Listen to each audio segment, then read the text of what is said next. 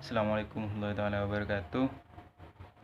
Nama saya Habibullah, NPM 718212647. Di sini saya akan menjelaskan materi resiko dan negosiasi politik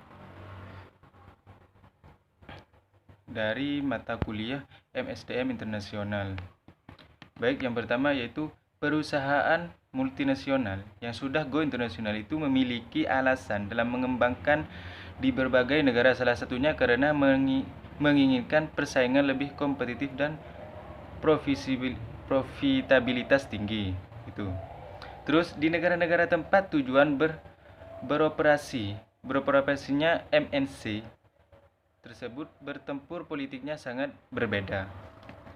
Selanjutnya yaitu kita beralih pada resiko politik. Nah, resiko politik tersebut tidak dapat dibiarkan saja sebagai faktor eksternal, namun harus dikelola secara efektif. Jadi risiko politik itu harus dikelola dengan efektif, tidak boleh terlanjur. Harus ada keefektifan dalam mengelola risiko politik tersebut. Nah, bagaimana MST dalam mengelola risiko politik yang dihadapinya dan bagaimana membangun keahlian dalam bernegosiasi dengan rekan bisnis di berbagai negara dengan keadaan politik yang beragam. Selanjutnya yaitu perusahaan manufaktur. Jepang dapat menguasai market share sampai 20% di Eropa pada tahun 2000. Jadi perusahaan manufaktur di Jepang itu bisa menguasai market share sampai 20% pada saat yaitu tahun 2000-an. Nah, sedangkan MNC dari Eropa tidak dapat melebihi 20% pada market share di Jepang.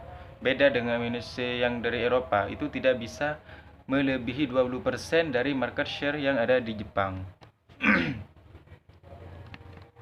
Selanjutnya yaitu pengertian dan analisis risiko politik. Nah, sekarang pengertian risiko politik adalah suatu kemungkinan di mana yang mana investasi memiliki perusahaan multinasional di negara yang dituju akan dibatasi dengan adanya kondisi politik negara tersebut. Selanjutnya yaitu resiko politik yang dihadapi perusahaan multinasional dapat dianalisis secara mikro dan secara makro juga bisa dianalisis, sehingga dikenal adanya resiko politik makro dan analisis risiko politik mikro. Sekarang analisis risiko politik secara makronya. Ini secara makro ya. Analisis risiko politik makro dilakukan dengan melihat keputusan politik besar yang mempengaruhi keseluruhan perusahaan dalam suatu negara. Contohnya yaitu risiko politik yang berkaitan dengan pertimbangan makro adalah analisis terhadap apa yang akan terjadi dengan investasi perusahaan jika pemimpin pemerintah lawan atau dalam kurung oposisi menggantikan pemerintah lama. Selanjutnya yaitu analisis risiko politik secara mikro. Nah, barusan yaitu analisis risiko politik secara makro, dan sekarang yaitu secara mikronya. Apa secara mikronya? Yaitu dihubungkan dengan kebijakan-kebijakan dan tindakan-tindakan pemerintah yang mempengaruhi sektor-sektor ekonomi tertentu atau bisnis asing secara spesifik dalam suatu negara. Selanjutnya itu kebijakan tersebut sering dihubungkan dengan peraturan industri, perpajakan untuk jenis kegiatan bisnis tertentu dan isi hukum lokal. Adanya pengaruh dari kebijakan makro terhadap kebijakan bisnis. Ketiga yaitu resiko politik. Yang mana resiko transfer atau risiko ini muncul dari kebijakan pemerintah yang berkaitan dengan pembatasan pada perpindahan modal, pembayaran produksi, teknologi, dan perpindahan orang dari ke luar negeri. Situ. Selanjutnya yaitu resiko operasional atau kebijakan pemerintah yang terkait yang membatasi manajemen dan kinerja perusahaan. Contohnya yaitu pengendalian harga, pajak, harga pajak ekspor. Risiko kepemilikan, pengendalian terkait dengan risiko tindakan-tindakan pembatasan kepemilikan. Selanjutnya yaitu pengelolaan negosiasi. Sekarang pengelolaan negosiasi, yang mana negosiasi merupakan proses tawar-menawar. Negosiasi yaitu suatu proses tawar-menawar satu atau lebih pihak lain untuk mencapai tujuan yang disepakati bersama. Yaitu negosiasi artinya ketika Anda membeli barang, itu biasanya Anda itu menegosiasi terlebih dahulu agar harga yang kita inginkan itu bisa tercapai, artinya bisa digehendaki dan bisa disetujui antara si pembeli dan si penjual. Di situ negosiasi. Nah, tahap-tahap negosiasi yang pertama yaitu perencanaan, di mana kita harus berencana terlebih dahulu. Penetapan tujuan, membagi masalah menjadi pertimbangan jangka pendek dan jangka panjang, dan menetapkan jari penyelesaian masing-masing dan menetapkan urutan pembicaraan.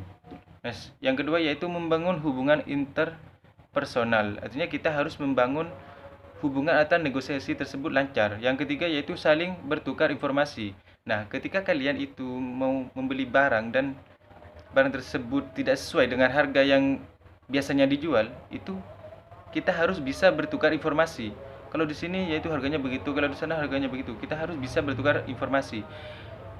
Dan seterusnya yaitu persuasi, artinya beberapa baik saling memahami. Kita harus bisa saling memahami. Ketika harga itu tidak cocok, maka kita harus bisa saling memahami satu sama lain, mampu identifikasi kekurangan dan kelebihan, menciptakan pilihan baru untuk masing-masing pihak, kesudian untuk mencapai solusi bersama. Yang selanjutnya itu perjanjian. Kita harus menentukan perjanjiannya seperti ini. Pada tahap ini, setiap negara memiliki budaya yang paling mempengaruhi perjalanan proses negosiasi. Nah, perjanjiannya, kita harus mempunyai perjanjian dalam suatu negosiasi. Karena tanpa perjanjian, negosiasi tersebut tidak akan bisa berjalan. Kita pasti cengcong terus. Nah, seterusnya yaitu jenis negosiasi. Sekarang jenisnya distributif. Yang pertama distributif, sering digunakan pemikiran bahwa salah satu pihak menang dan memberikan sesuatu pada pihak yang lain. Itu distributif. Yang kedua yaitu integratif atau kooperatif, ada yang menang dan ada yang kalah. Itu nyaman negosiasi. Kedua belah pihak harus memiliki keinginan yang kuat untuk mencapai perjanjian yang dapat memenuhi kebutuhan keduanya. Tingkatan kejujuran yang menyertai informasi harus dirundingkan secara terbuka. Sekarang gaya negosiasi. Bagaimana gaya negosiasi? Yang pertama submisif atau pasif behavior, mengundurkan diri secara menonjolkan diri, akomodasi dari komplainen menurut understanding atau gelisah tidak terhantam. Selanjutnya yaitu aggressive behavior. Yang selanjutnya yaitu assertive behavior. Nah, selanjutnya yaitu strategi negosiasi. Apa strategi negosiasi? Ada berapa? Itu ada 3. Yang pertama competition, dan yang kedua collaboration, yaitu subordination. Komposisinya, kita harus tahu harus komposisinya. Kolaborasinya subordination di situ. Selanjutnya yaitu taktik-taktik dalam negosiasi. Yang pertama lokasi, di mana kita harus bernegosiasi di situ. Lokasinya harus ditentukan, yaitu keterbatasan waktu. Ketika waktunya tidak cukup, biasanya kita menghindar ketika ada salah satu negosiasi. Yang terakhir yaitu hubungan antar penjual dan pembeli. Apakah menjadi penjual atau pembeli? Situ. Jangan sampai menjadi pembeli tidak menepati janji, dan jangan sampai menjadi penjual terlalu menetapkan yang sangat dibutuhkan. Jadi di situ harus ada kesepakatan yang tadi disebutkan, harus ada perjanjian. Tidak boleh ketika sudah menegosiasi lalu tiba-tiba si pembeli itu menghilang. Tidak adanya penetapan. Itu tidak boleh. Karena tidak diperbolehkan dalam bernegosiasi seperti itu. Mungkin cuma cukup sampai di sini penjelasan dari saya. Dari akhiron, kurang lebihnya yaitu mohon maaf, kurang maaf. Akhiron dari saya, wassalamualaikum warahmatullahi wabarakatuh.